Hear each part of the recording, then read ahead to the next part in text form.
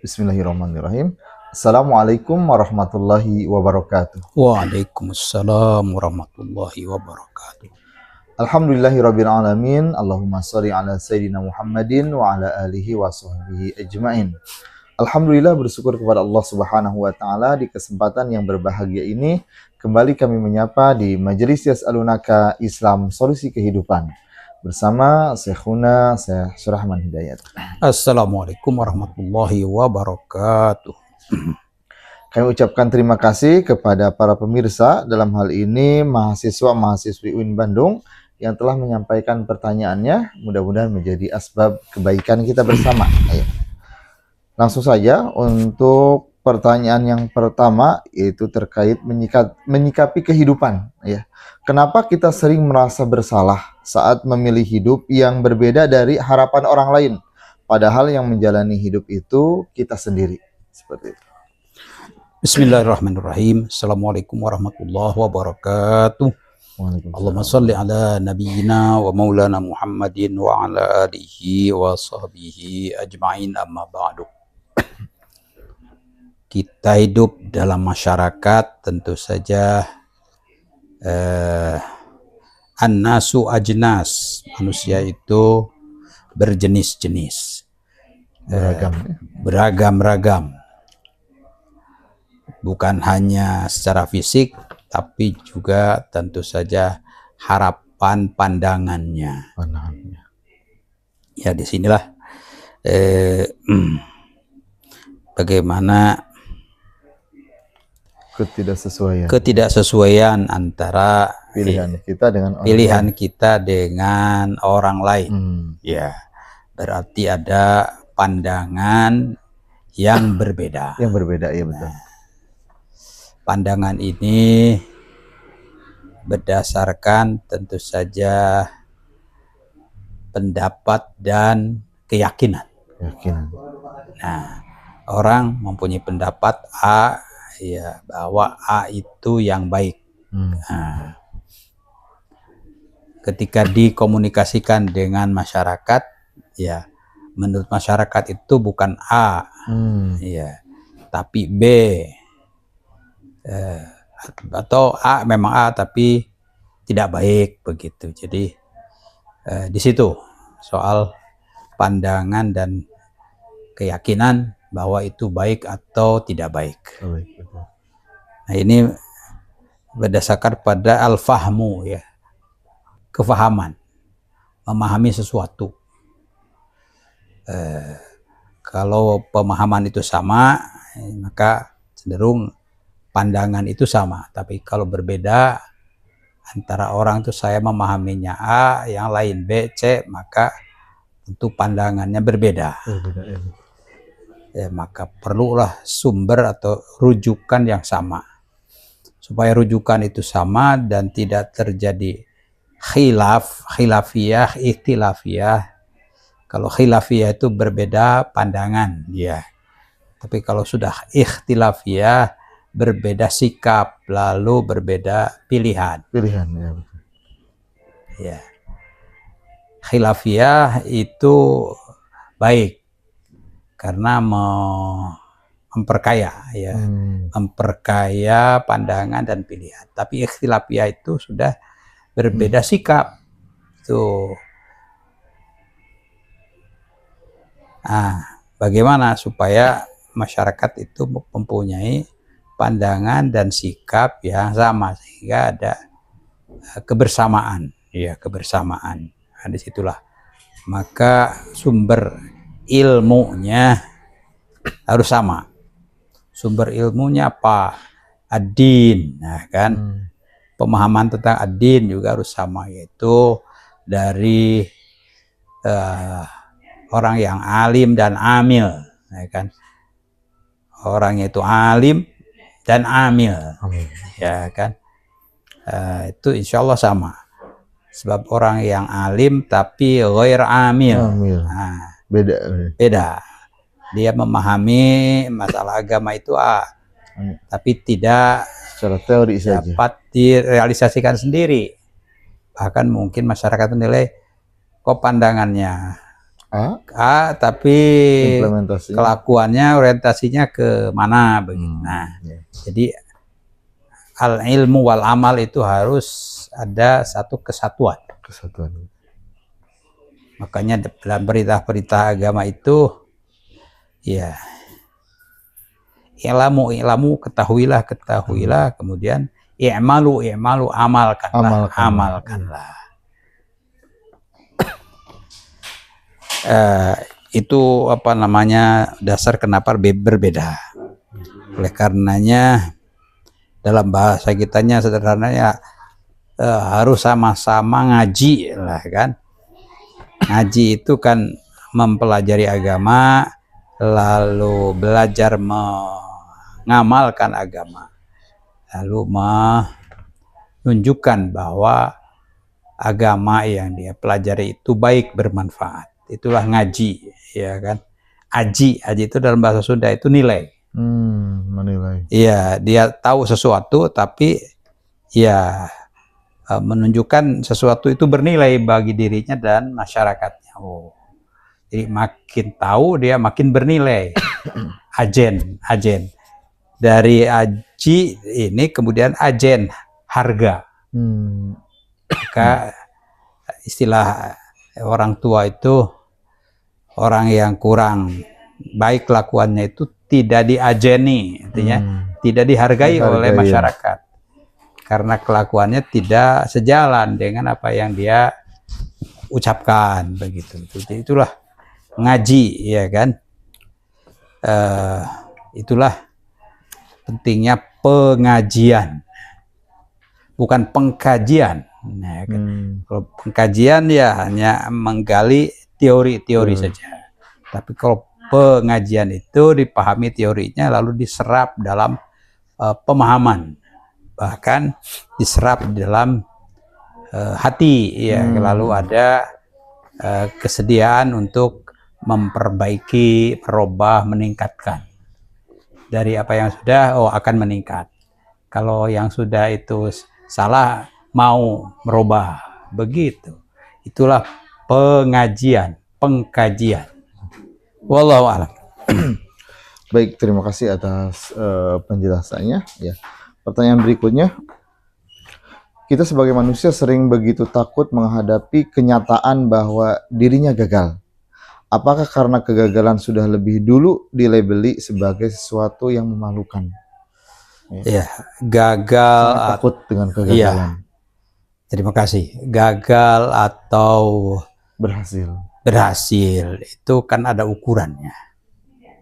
Yang mengukur ini gagal, apakah sesuatu itu sahih atau khoto, salah atau benar. Lalu yang salah itu apakah baik atau tidak baik. Jadi kembali kepada nilai, ya kan. Kembali kepada nilai. Ya, gagal itu berarti kan ada standar nilai. Standarnya apa? Ini adalah masyarakat. Nilai yang dianut oleh masyarakat ini A misalnya kan. Nah, kita di bawah apa yang dianut oleh masyarakat yaitu ya gagal. Gagal itu kan tidak akan memberi manfaat kepada masyarakat. Bahkan mungkin mengecewakan. Jadi ada standar itu, ya kan. Oleh karenanya kalau terlalu takut itu berbahaya juga, terlalu takut gagal. Jadi tidak mau mencoba. Iya, itu kan perlu ada keyakinan. Keyakinan bahwa sesuatu itu betul, benar dan bermanfaat. Itu dulu. Oleh karenanya segala sesuatu itu kan dimulailah dengan basmalah. Bismillahirrahmanirrahim. Bismillahirrahmanirrahim. Tawakkaltu 'alallah wala haula wala quwata illa billah. Nah, itu dihayati, maka apa yang kita akan ucapkan, kita akan lakukan itu atas nama Allah, ya di jalan Allah dan untuk tentu saja ya keridhaan Allah Subhanahu wa taala. Itu dulu, ya kan. Maka penyesuaian terjadi. Situ bismillah tawakkalna Allah wala haula wala quwata illa billah. Ada nilai itu insya Allah. Nah, dan la haula wala quwata illa billah kan isti'anah pada Allah Subhanahu wa ta'ala, mohon bantuan pertolongan agar apa yang kita ucapkan, lakukan itu sesuai dan akan dapatkan maunah dari Allah Subhanahu wa ta'ala. Jadi selama caranya baik, jangan terlalu takut gagal berarti. Ya. Sebab ragu kepada pertolongan Allah itu tidak baik. Itu adalah naun minal fisqi, ya, semacam kefasikan. Semakin kita tidak percaya dengan apa yang kita pilih, padahal itu sudah sesuai kita kaji, ya kan, bahkan dapat masyuroh, pendapat, pandangan dari yang berilmu. Makanya ahlu dzikri itu penting. Bertanyalah kepada ahlu dzikri, kepada para kiai, ustadz, begitu ya. Kalau itu sudah dilakukan, ilmu sudah kita dapat, yang kita dapat, kemudian kita fas'alu ahla dzikrinya dilakukan, bertanya kepada yang lebih paham, kepada ahlinya. Ya, kita masih ragu, itu sesuatu yang tidak baik itu. Jadi keraguan terus itu, padahal kita sudah memilih yang baik, itu ada baik bagian daripada ya fisk.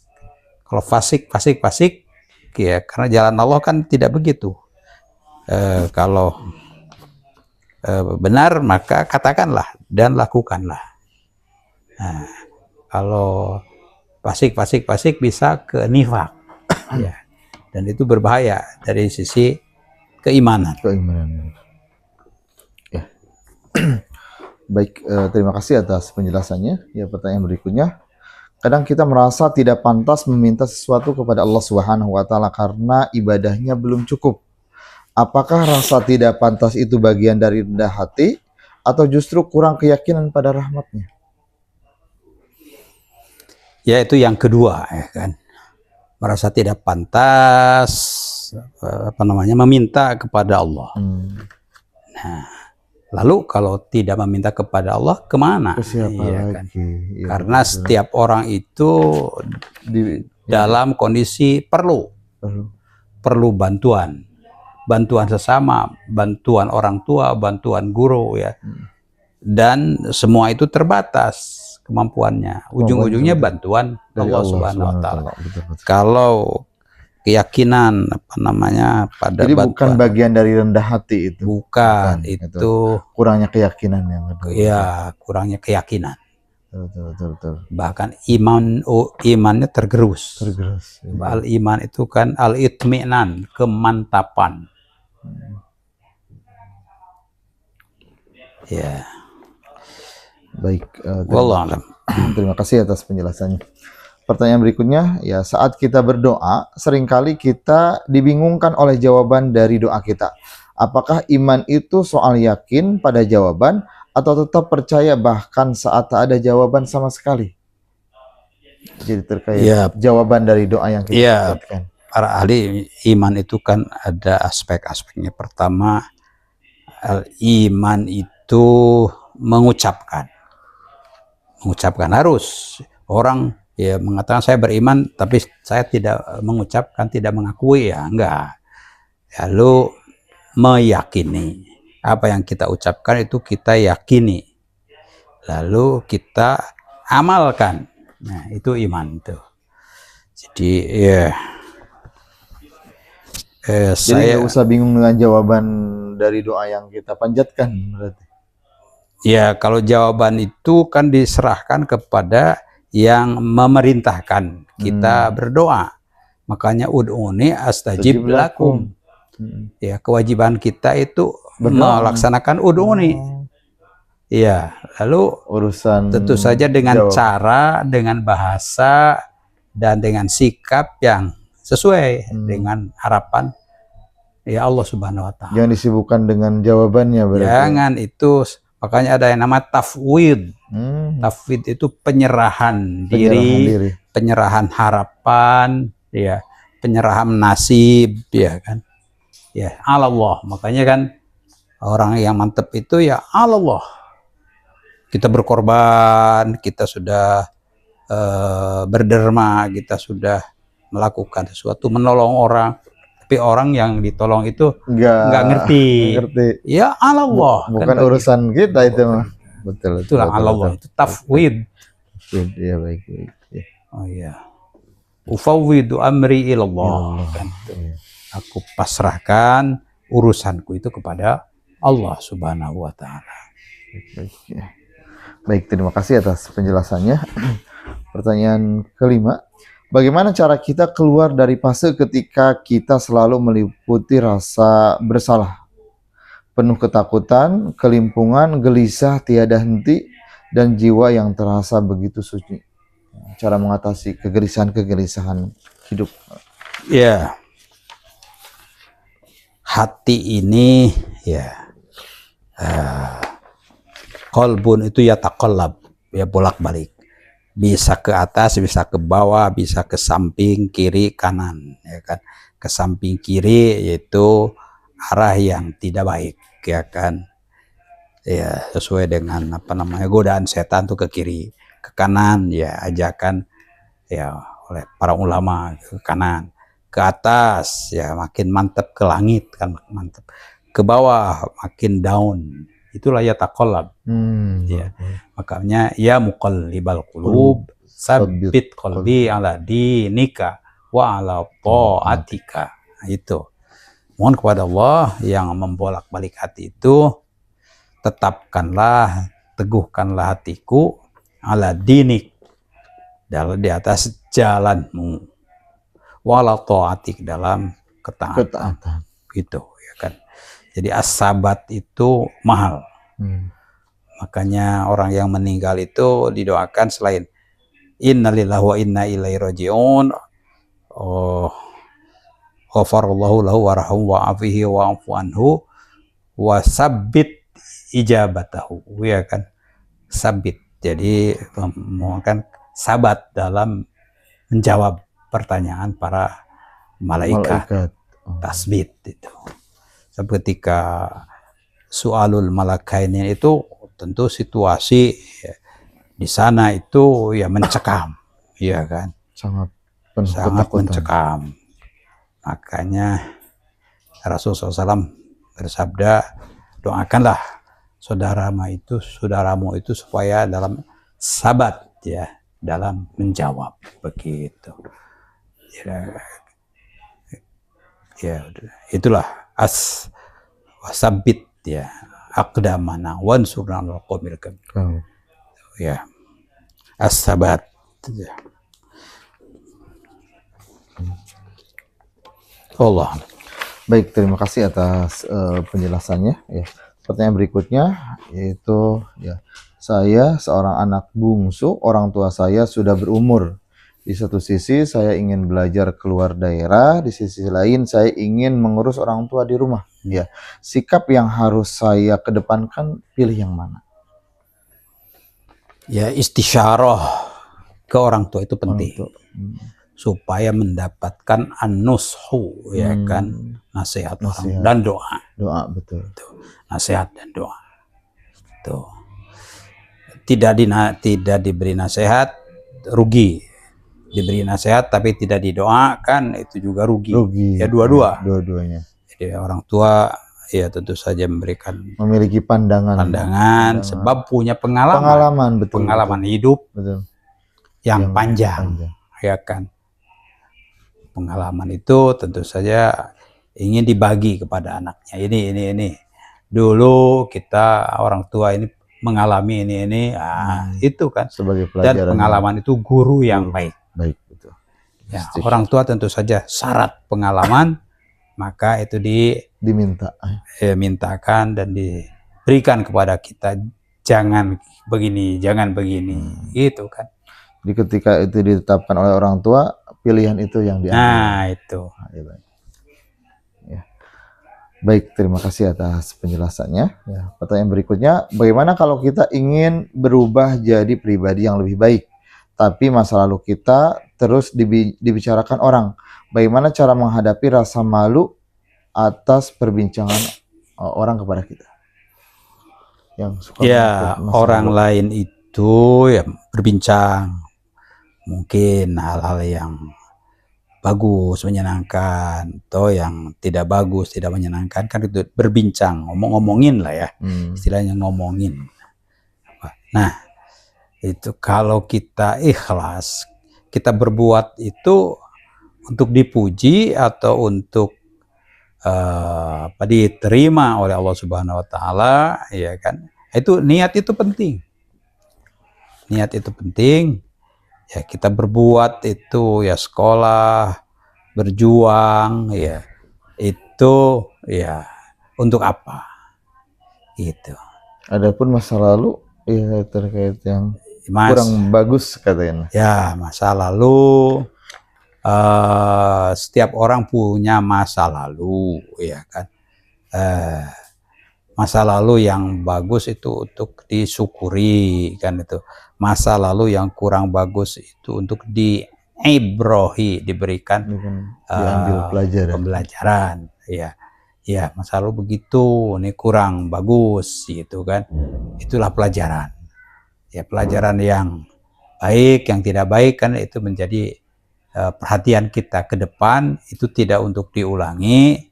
Kalau yang baik tentu saja untuk diteruskan, bahkan ditingkatkan. Itulah pentingnya fa'tabiru. Ya, Quran kan fa'tabiru. Ya ulil absor dan ya ulil albab. Ambillah pelajaran, ya ibroh, wahai orang-orang yang punya hati. Jadi hati itu tugasnya adalah itu mengambil ibroh ya, masa lalu sendiri, keluarga dan seterusnya. Ulil absor, ulil albab, ya kita melihat tentu saja perjalanan hidup ini, keluarga atau masyarakat melihat si fulan berhasil, alhamdulillah, padahal berat perjuangannya, ya kan. Si fulan gagal padahal hartanya banyak. Kenapa kan begitu? Karena si fulan yang gagal itu mungkin karena dimanja atau kurang diberikan pelatihan, ya kan. Nah itu fa'tabiru ya ulil albab ya ulil absor. Semua itu punya cara pandang karena melihat nih pengalaman masyarakat si fulan. Oh, itu ulil absor. Kan kita melihat tuh. Ya ulil albab, ya kita sendiri kan punya pengalaman. Hati kita ya tidak akan bohong. Pengalaman masa lalu kita bagaimana? Nah, itu. Ya, dan hati itu lebih tajam daripada mata kita. Ya. Itu. Tanyalah istabti kolbak, ya kan? Tanyalah ke hati. Jangan tanya ke orang lain. Nah itu kan, orang lain ya mungkin ada kepentingan, ya kan, ini gitu, ya kan, bahkan ya menggoda itu nih. Istabti kolbak, udah, ya tanya hati. Nah hati ini itulah menjadi kompas, ya. Saran orang lain termasuk orang tua itu adalah penguat. Ya. Kita yang menentukan. Hati itulah kompas. Wallah. Baik, terima kasih atas penjelasannya. Pertanyaan berikutnya terkait ikhlas itu seperti melepaskan tanpa mengharapkan balasan. Tapi kenapa rasa sakit hati sering datang saat kebaikan kita tidak dihargai? Kebaikan tidak dihargai, merasa sakit. Nah, disitulah keikhlasannya harus diperiksa. Kholuso kan, ikhlas itu murni. Murni, bersih, kan, tuntas. Kalau rasa ingin dihargai berarti belum. Nah, itu ikhlas itu bersih, tidak ada catatan atau apa gitu. Murni itu. Kita berbuat itu apa motifnya? Murni. Kalau ingin dihargai, gak dihargai, sakit. Itu. Oh iya betul. Kan? Itulah berarti soal ikhlas itu murni berarti. Dari kholuso, maknanya bersih, murni, ya kan. Tuntas. Pokoknya khalas, tuntas, ya kan. Kalau mengerjakan sesuatu dengan hati yang ikhlas, ya tidak setengah-setengah kan, tuntas. Nah, itu. Wallahu a'lam. Baik, terima kasih atas penjelasannya. Ya, pertanyaan ke-9. Apakah Allah tetap memberikan teguran terhadap orang-orang yang menyakiti kita meskipun kita sudah ikhlas memaafkan mereka? Ya, tentu saja semuanya ya dipantau, dilihat, ditatap oleh Allah Subhanahu wa taala. Iya. Ya, baik ucapan ataupun perbuatannya. Ya. Masing-masing itu tentu saja ada nilainya. Ya, kan. Itu harus yakin, ya kan.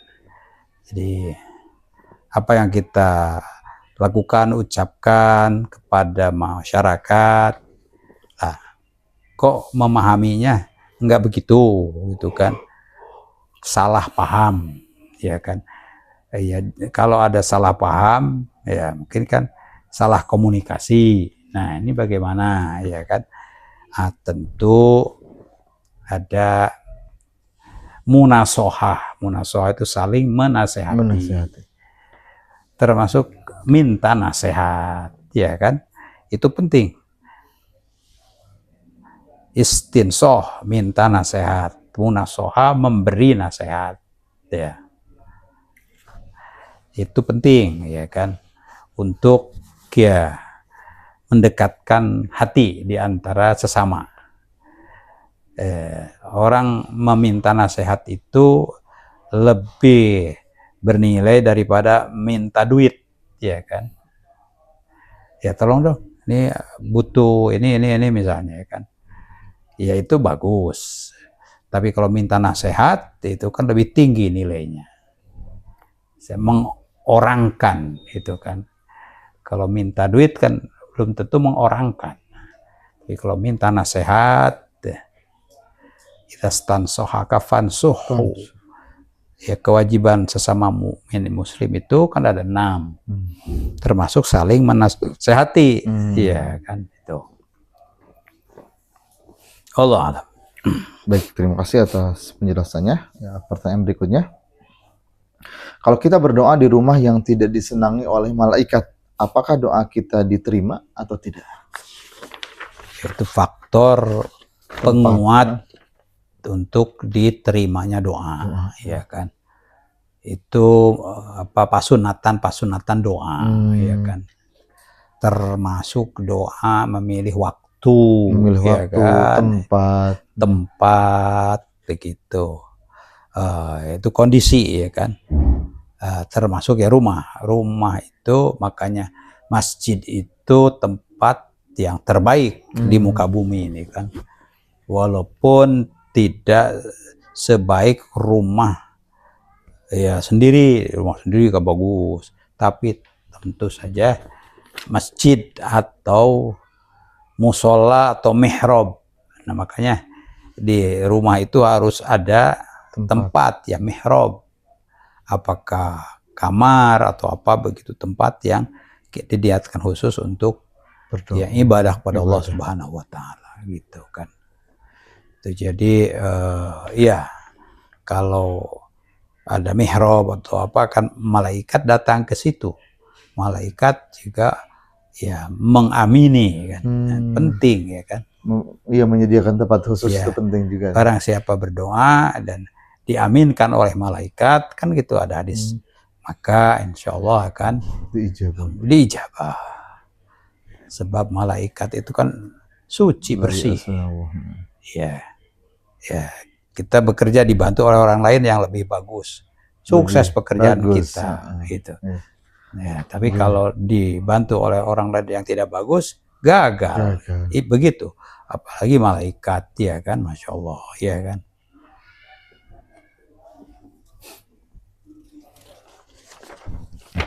Baik, terima kasih atas penjelasannya. Ya pemirsa yang berbahagia, alhamdulillah pertanyaan-pertanyaan yang telah masuk sudah dijawab.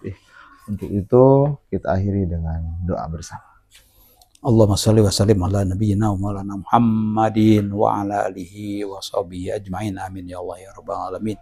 Allahumma ighfir lil muslimin wal muslimat. Amin ya Allah wal mu'minin wal mu'minat.